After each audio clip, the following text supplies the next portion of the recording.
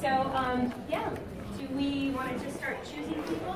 Before we start, do you mind any videography, photography that people take, any live streaming? Oh, no, it doesn't matter. That's fine with me. So that means get out your Instagram live, get your Facebook live going, so people know that we're here. Yeah, and then we'll be at our table after this, the rest of today, and then tomorrow if you want to come by for autographs and whatever, more questions. What's the table number? It's over there with Veronica Taylor over it. Okay. Yeah. We're on that wall over there. Yeah, so let's start with some questions. How was it working for 4Kids? It was an incredible experience. I started working on Pokemon in 1998, and I worked with them through 2009, 10, something like that. We worked on Pokemon until 2006, and we were all replaced by Pokemon USA. We weren't given a choice as to whether we wanted to go on with the show. They just fired us, essentially. So that's why I don't work on the show any longer. But working for 4Kids was incredible. We started out with just one show, and then Yu-Gi-Oh! Came on, and then all these other cartoons. So to be part of that Saturday morning cartoon block was like a dream come true for my entire life. I'm a huge Saturday morning cartoon fan, which we don't have anymore. Right. But it was just an incredible experience. And then my daughter was born at the end of the first season of Pokemon, and so she was a part of that as well, coming to work with me, doing some cartoons, voices on cartoon things. You know, just it was incredible. And to be in a place where so many cartoons were happening and so many incredibly creative, dedicated people, and all of us giving over 100% to everything we were working on, it was fantastic. What else? Yes. How about you? Me? This guy here, and then I'll go with you after. Did you guys record individually or as a group? And did it affect your performances? Yeah, so the real question is, do you record together or alone? And it really depends on the project. When I'm dubbing something, which is when you're filling in the lip flap for a project that is created in another language first, like Pokemon or Cubix was originally in Korean. Other shows that I've worked on were French originally or whatever. We go in one at a time in the booth. And basically you're handed the script, the picture is on the screen, and you start dubbing. You don't see the script ahead of time. You're given a tiny synopsis maybe of what's happening that day on the show, and you just start. So for me as an actor, I have to quickly skim through the lines ahead of mine, see where my line is, read it fast as the beeps are going in my headphones on the 3 beeps go, and then we start speaking. And so you're looking at the script and looking at the screen and trying to read it, how you kind of quickly interpreted it, and see how it fits in the flap. On other shows like Ninja Turtles, I work on Astro Blast, sometimes Welcome to the Wayne, which is a new show on Nickelodeon. We work as a group. With Ninja Turtles, we would all rehearse together, and then we'd record all together. And then as the show got going and they tightened their budget, we'd go in one at a time for that show. So it really all depends. And does it affect your performance? Yes. It's very necessary to have a director who really follows what's going on. I think it challenges me more as an actor to be working alone, because I have to imagine how the character before me is going to say the line so that I'm responding to that. But then when I'm recording with people in the booth, I can play off of them, and we have a much more fun time. So. And also, a lot of the cartoons that record prelay, which is the picture, they draw the picture after people do the voices. A lot of those too, they encourage like improv and things like that. So it depends on the project, and it depends on like the vision that they have for the cartoon. But sometimes having people in the booth is helpful, because if you're expected to make up lines or like riff off of something, it's easier to kind of bounce back and forth between people. Right, so right. It just depends on the project. It's much more funny. Yeah. Because you can come up with funnier things to say than when you're all by yourself. Yeah. But it depends. Yeah. And then your question? Do you have a favorite Pokemon game? You know, I could say Pokemon Go now because we've actually been playing Pokemon Go. I'm not very good at it, but I just like collecting them. I don't really like fighting that much. Very good at it. She's being humble. She's the very best. I want to be the very best, but I'm not yet. But all of you are. But we have Pokemon Red. We only have DSs at home. Yeah, I played Pokemon Red for a while, but that's about it. I stopped. I haven't played it that much. But, you know. Yeah, we don't play that many video games in our house. We're kind of like play outside, read books, and goof off. And yeah, we do watch some TV. But so we don't really play a lot of video games. The original Red or the original Red? The original yeah. Red. Yeah. My brother was 10 when Pokemon first came out, and that's the game he had. So that's the game I bought. Yeah. Do you have a favorite Pokemon series or episode? For me, do I have a favorite Pokemon series or episode? Really, I guess my favorite episode is the first one, and I think we all can agree that that was our gateway. You know, when you watch that episode, and none of us, even us recording it, had no idea what we were getting into, and that I think.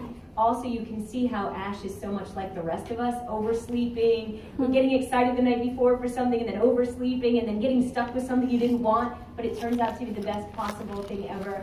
And then just kind of going on that journey. So that's my favorite one. We also recorded that at least 5 times as they kept changing things and stuff like that. So it's the one I remember the most. Everything else kind of globs together as one long 8-year adventure. Because sometimes we would do 1 episode a week or 1.5 a week. So it would all kind of really glob together. Like just half an episode and come back the next week to the rest? Sometimes, yeah, but it all depended on, because when you're dubbing something, you go in for, it depends on how many lines you have in the show. So I could have 100 lines, or I could have, as more and more characters come in, I could have 60 or something. So the amount of time it takes to do an episode really depends on how many lines you have. So yeah, so we could do that. And when you're dubbing an episode, you have to get the voices in, and then you have to mix it, and you have to get the sound effects. And for Pokemon, you're pulling Pokemon sounds, or you're bringing other people in. And so it could take, you know, it all depends. It's not just how long it is for me to go and record for it to be finished. But we were just ripping those things out. They worked really hard. And then when you consider that the same people were then working on 8 shows a week, once Pokemon, or 4Kids was really grooving along. It's a lot of work. Yeah. Yeah, so it's pretty incredible how that, I don't even know how it all got done, actually. I just did my part and left after that. Yeah. Did you have a favorite voice director that you enjoyed working with?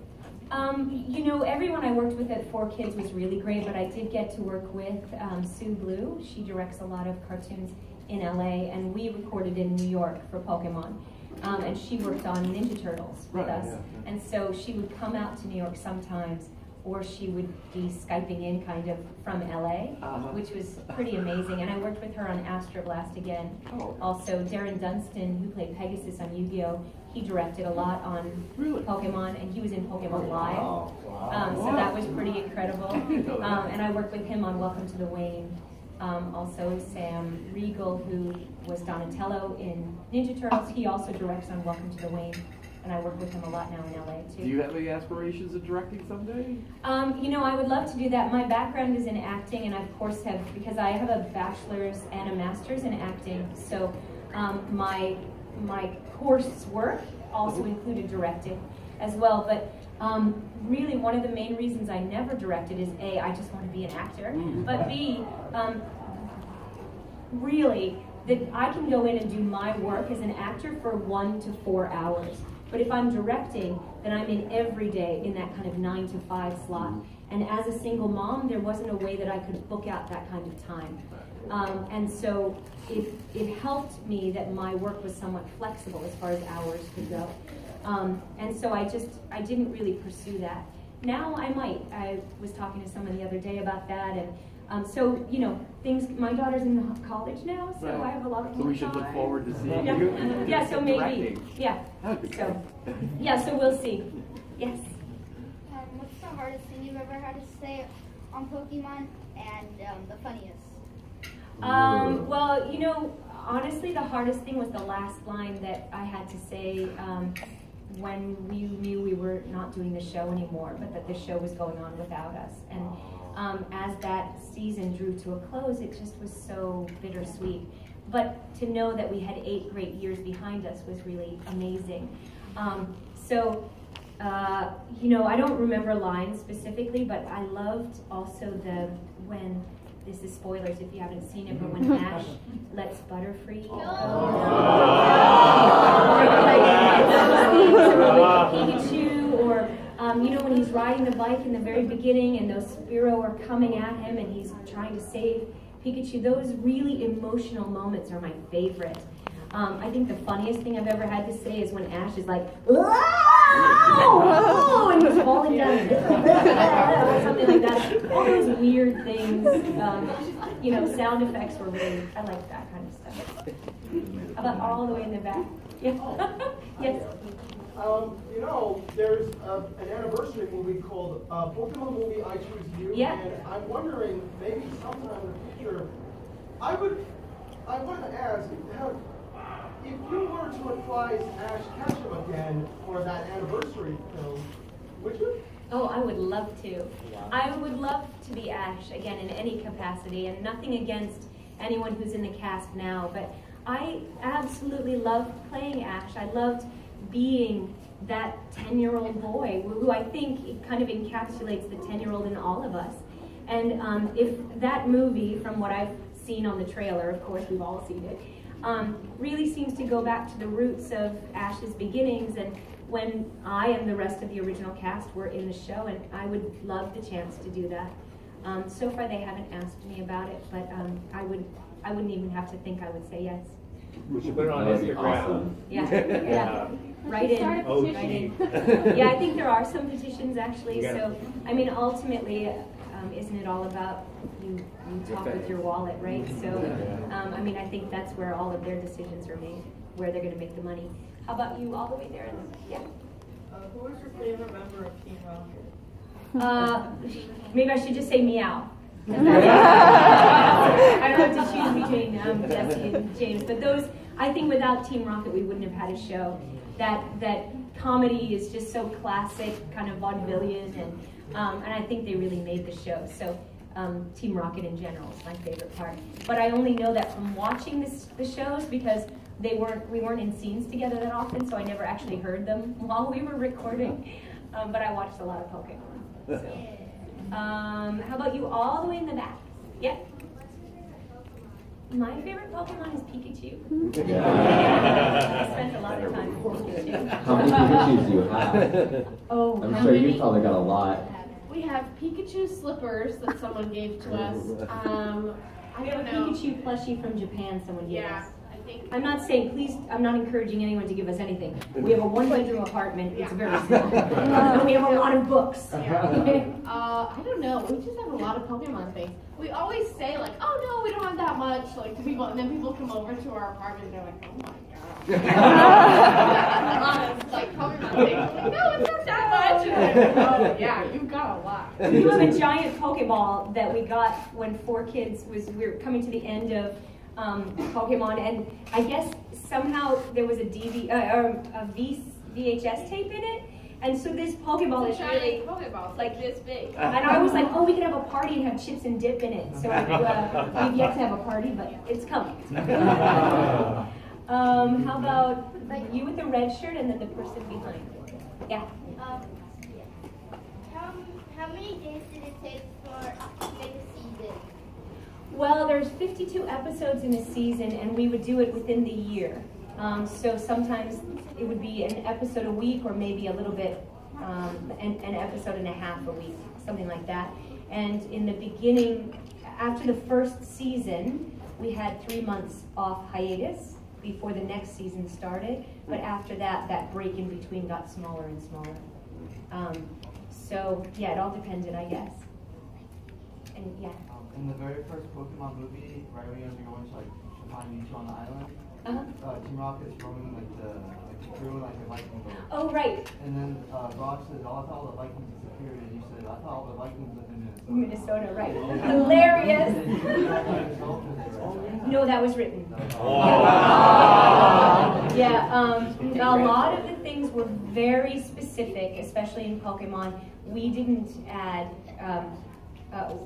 because things were on network TV and then going into a movie, they would adapt the script from Japan and then, or they translate it, then adapt it, and then really work it. And then it had to be approved by whatever channel it was on, let's say for the bulk of time WB, and then the scripts would come back. So they had to go through a lot before we even saw it in the booth.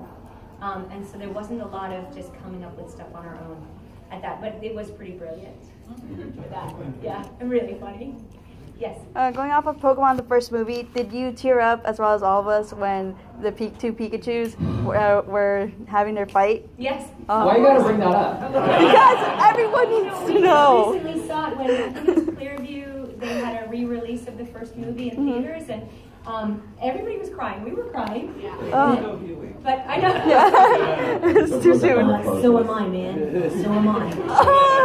But it was pretty, yeah, it's just fantastic, I think. And also, that movie is pretty heavy.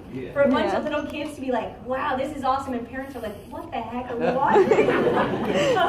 But I do remember the first time, maybe most of you don't remember this, but going into the movie theater when the movie first came out, and it looked like the whole place was empty, but it's just that everyone was so small.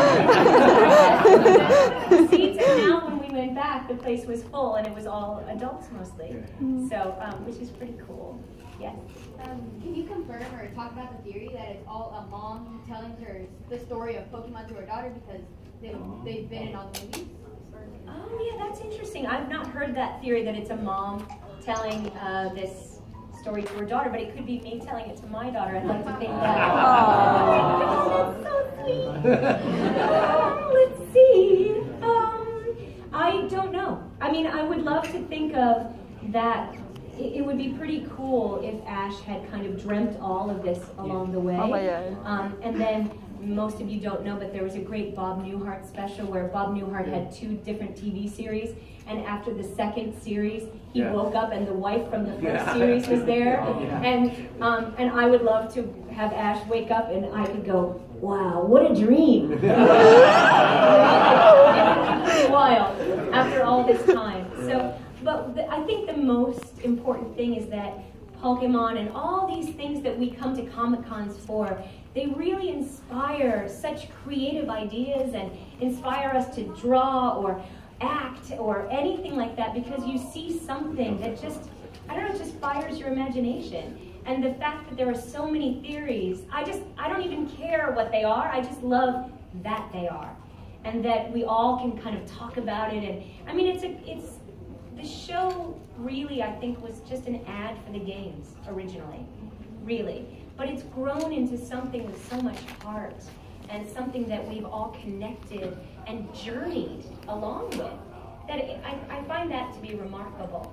So, yeah, for me to have played my tiny part, and Rena, your tiny part, to be on this adventure with all of you, I welcome any theories and any ideas and drawings that people make and all of these things that have just, I don't know, that's what Pokemon is, I think. It is a journey, and through ideas and through creativity. So, yeah, so I don't know about that specifically. First of all, it wasn't a tiny part. You're the character we all relate to. My question is, and I'm asking this as a fan, not as a staff member. You mentioned when you went to see the movie, there are a bunch of kids. This is awesome adults what's going on. Pokemon is there's a lot of background in the stories. It's based on a Japanese video game.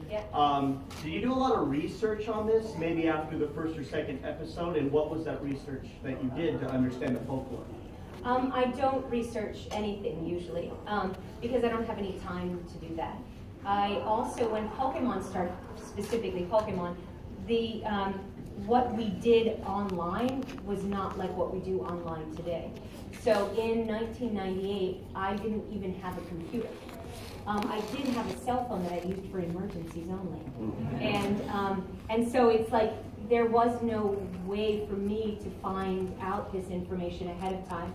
And when I went to work, it didn't really matter what I had found out about it. My responsibility was being able to play that part that was right in front of me and do what I was directed to do, in a sense, and add my part to it. So even if I had done a ton of research and said, well, actually, you know, he's 10 now, but it wouldn't have really mattered. What I do now, though, when I have an audition for something, I generally look up online something and find out if there's anything related to it, find out if the series is ongoing, kind of what the voices sound like, and I'm able to look into that kind of thing. To help guide the audition. So like that kind of stuff, we'll look up right that, just to see like, okay, let's listen to what these voices are. Are they more cartoony? Are they more normal? And then that'll give you a better idea, especially auditioning from home, since you don't have a director with you, and usually in the scripts that they send, there's not that much direction anyway. Sorry, you do. So that's when you would look up, like, and that will help you kind of decide where you want to take it, because it's all up to you in that moment. But for the most part, not a lot. Once you're working on the show, there's not a lot that you need to research, because if you have a good director, they'll be the ones who know all about it, and they tell you, okay, well, this is what's going on here, and this is what we want, especially for a cartoon that they're making, or like that they have control over how it goes. They'll be like, oh, well, we want it to be like this, or like this is kind of the end thing that's going to happen, and so they have a better idea to help guide you. But there's not a lot of decisions you as an actor can make once you're in there. And I just found out I'm involved in a new project called Aria, the animation, and Aria is apparently exists already. So I don't know anything about it, but I'm super excited to be part of it, and I will research a little bit to see what it is. But that's something that I think fans will know a lot more than I do, at least right at this point, what it is. And so it's happening at some point. So that, like, my career kind of ebbs and flows like the tide. I would still have a hard time explaining what a Pokeball is. I can just imagine just... It's like I Dream of Jeannie's bottle. Yeah. So, you know, it's bigger on the inside, like the TARDIS. It's, we can go on and on about the Pokeball phenomenon. The Pokeball theories, yeah. How do they work? And what's your question in the yellow shirt, and then I'll get you in the blue after. Yes. I like this show. Thank you. Me too. How long on Netflix? The old show. Yes. Yeah, we call it the original. Yeah. You know, but the old episodes I think are really great, because especially the first season, the colors are simple and you can really get involved with the story more. There's not a lot of crazy distraction going on, and yeah, those are my favorites as well. Thank you. Yeah. What made you? How did you come up with the idea for the voice of Ash? For Ash specifically, they wanted us to match the original Japanese actors. So we heard a tiny clip and then we auditioned. In that case, we really listened to it, and then like 5 minutes later we auditioned. So there wasn't any kind of prep ahead or anything. And so then once I was cast in it, I kind of kept in mind my brother, who was 10 at the time. I don't know if you've ever seen Speed Racer, but Spritle, I liked his voice, and also on those stop action Rudolph Christmas specials. Yeah. So Rudolph, he sounds a little ashy to me. So I kind of kept that in mind a little bit. Yes. Yeah. Is there anything that was cut that you wish wasn't cut, like in the show? Anything that was cut in the shows we never saw, so I didn't know anything about it. I know there's certain other shows, like when we were working on One Piece, they would rotoscope out some of the guns or cigarettes, things that couldn't go on Saturday morning TV. We never saw that either. They were already gone by the time we dubbed it. So they're not memorable, right? No, I didn't see any. I've never seen any of it. So, and I have never dug around the internet to see kind of deleted scenes in Japanese that I didn't see in the English version. So I have no idea what I didn't see. Yeah, So- but also like when you're doing Pokemon, for instance, you're dubbing, and so you just see the mouth is moving, and it goes beep, beep, beep, and then the mouth starts going. So you have to be like, oh, I went to the grocery store today. And then it stops. So you're really focused on just like watching the mouth move. And so I think too, a lot of the times, maybe when they cut, it's a different scene that you might not be in, and you don't see that part. And you only see the part when your character's mouth is moving. So I think a lot of attention goes into like, let me make sure that this fits the flap. And so a lot of the times it's really fast and you're just kind of just doing your part. So there's not a ton of time to kind of look at the actual scene that's happening. So it just depends really. And also I work on a show called Welcome to the Wayne right now that's on Nickelodeon, and there's a lot of things hidden in that animation, and we recorded first, and now I'm watching the shows to kind of try to find out. I want to find out more about it myself, but there's a lot in that, so it encourages you to re-watch the episodes to find that out. So there's more kind of Easter eggs in that show than there were in Pokemon. Wow. So that kind of thing. Yes. Oh yeah, I also recognize you as the voice of April O'Neil in the 2003 series. Yeah. And the funny thing is that basically when I started watching the show as a kid, no less, I was actually shocked that, oh my goodness, basically Ash Ketchum is actually the voice of, pretty much, April O'Neil all of a sudden. And right. I just wanted to ask, what was it like voicing April when you got to TMNT in 2003? First of all, Ninja Turtles is so iconic, and then to play April was really amazing. And then I of course was familiar with the original Turtles, but they didn't really want it to be an homage to that in terms of what the voices sounded like. So they went on their own spin with that. So when I auditioned, I just tried to give it whatever it seemed like they were asking for, and luckily I was cast in that. As an actor, I really like being able to play a wide range of things. So to be a 10-year-old boy at 10 a.m. and then at 2 o'clock to be, 23-year-old woman. I don't know how old April really is, but she's like in that range-ish. She should be at least 23, I think. She's a millennial. She's somewhere in She's there. like, yeah. So it was a really neat, it was really great. I wish she had a little more action, personally, as an actor, but she really she was the solid rock that was their foundation. So I like that. Sure. Yes, you? Yeah? When you're talking to people and meeting new people and you get on the subject of your work, do they ever find it hard to believe that you voiced all these people? Yes, I think so. And unluckily so. I really don't like playing characters that sound like myself. I do a lot of audiobooks, so I have to narrate kind of in a voice that's close to my own voice, unless it's first person and I get to do the whole book as a character. But that's when I mostly use my own voices through that, and then the characters can pop out of there. But I really like it that people don't know that I played certain things. I'd rather that you didn't, actually. Yes. How was it recording did you record the Pokemon Christmas album? Yes, yourself? We did. How was it? Pokemon Christmas Bash? Yes. Yes. Especially, yes. You can't do that. You can play it at home and enjoy it much more than you would right now. I thought you were going to be like, you can buy it on iTunes. I actually have no idea. I don't know how you can find it. YouTube. But it's really worth it. We listen to it every year. Yeah, that was another kooky thing because we were like recording that at midnight and doing stuff, and it was all kind of squeezed in to get some of the people on the show wrote some of the songs, and it was a really kooky thing. But it was really fun and in good fun, and I'm very happy that it still exists. Yes. Spider-Man? No. Checkered suit? Yes. Is that Spider-Man? Venom. Sorry. Sorry. Do you have a favorite companion? Well, I could say May because I played May. That kind of gets me out of the whole situation there. But I really loved Brock and Misty and Ash traveling together. I like that whole, yeah. I thought they complemented one another, and we could all relate to one or all of them because they represent kind of all of us.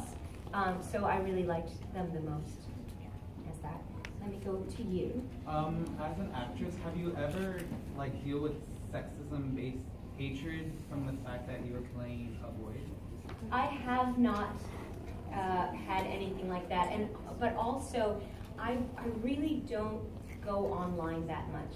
You know, like I do social media stuff and whatever, but I don't search out reviews, and I don't really search out forums to see what people are talking about, because ultimately, for me, if I'm lucky enough to get cast in something, then I go and do my job, and I kind of steer clear of that kind of stuff. So it could well be out there, and I've just avoided it, and my life is better for that, I think.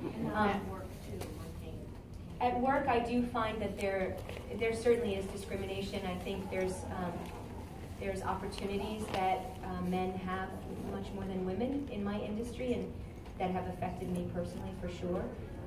But I haven't had like hatred coming at me, which has been quite lucky. And so that's why I avoid a lot of that stuff too. In person, I haven't experienced that so much because most people don't know that I work on things. You know, like when I'm walking down the street, nobody knows who I am anyway. So I've kind of luckily avoided that.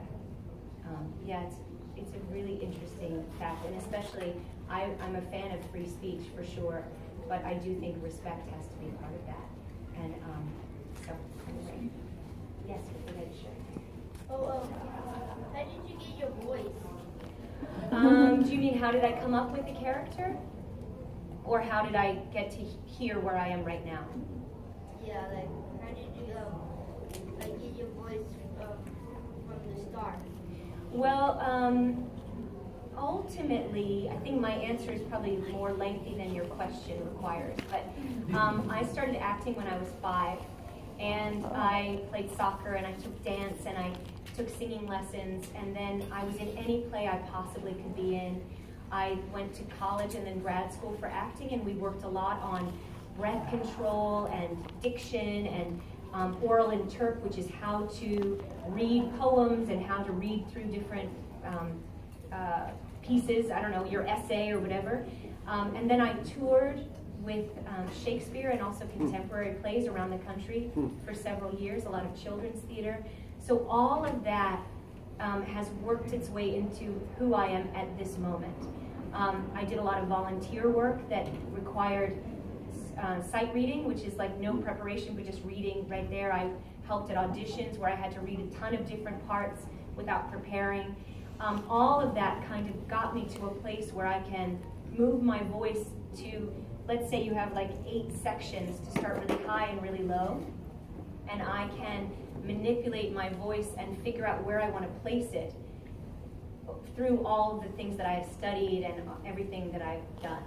So that's kind of where what's gotten me to here. How I choose a character is I look at them, I figure out what age they are, I think about where they carry their weight. Ash is, you know, back in here, and he's kind of active, and so, you know, he's got like energy. Amelia from Slayers is really high. She's out there, and things like that where you can move things around. Sailor Pluto is very low. Oh my God. She's solid, no emotion. And so all of that, you figure out where they are, and then you kind of create from there. That's my long answer for you. Okay, did you get to work with Peter Laird or Kevin Eastman? Yes, How was it working with them? They're amazing. I see Kevin Eastman more on the road now than I did when we were working at 4 Kids, but we